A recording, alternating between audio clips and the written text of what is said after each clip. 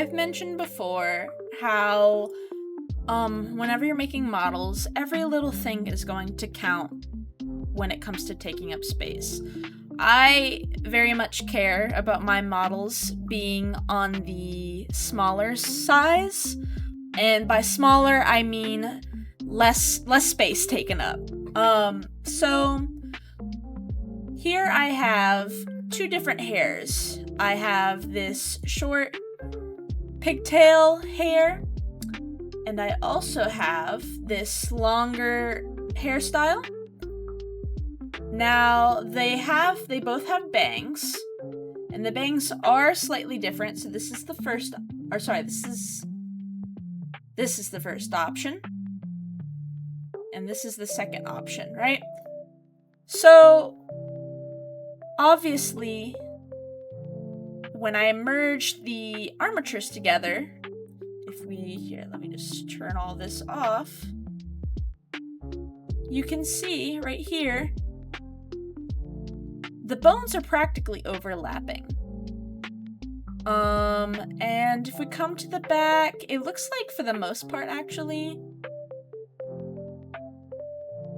the bones are separate, but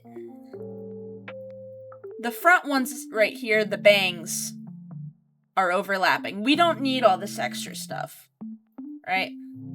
So let me turn everything back on really quick.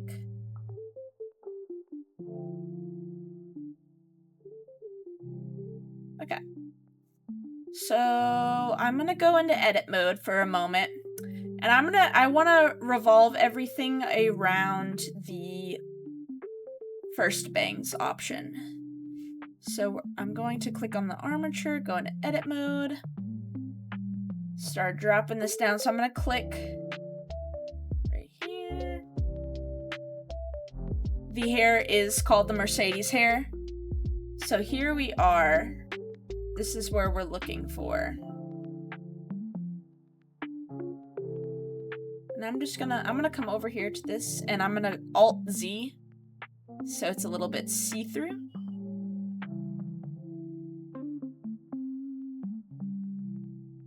Okay, we don't need this one.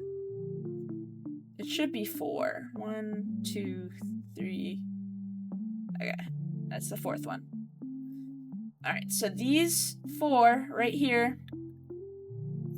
are the bangs that are going to be the armature that we keep, the bones that we keep, sorry. And then if we find these,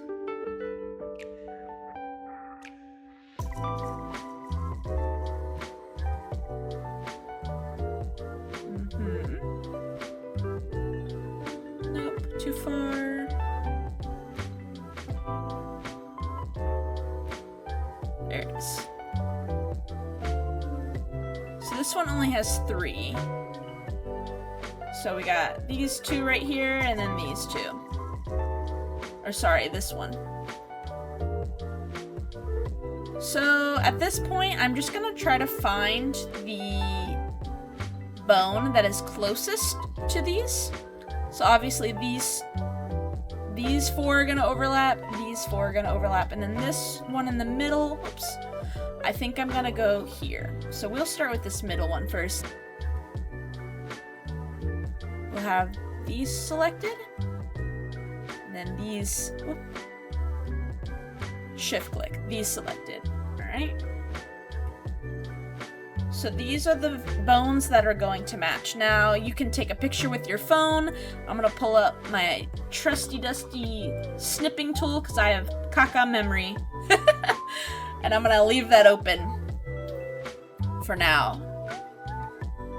So now what I'm going to do is I am going to go to the second bang option, because we want it to rely on the first bang. So we're gonna come over here to the second bang option.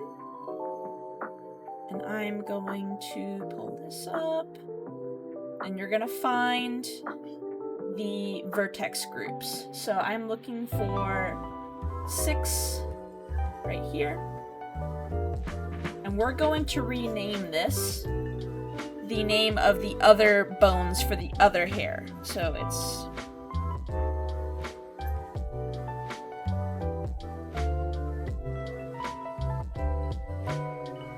There we go. Or if you want to make things easier, you can either pull it up in the armature. I'm going to do that actually. And you can just Control C, come to the bangs, and then Control V. Alright, so we're going to do the same thing with the second part.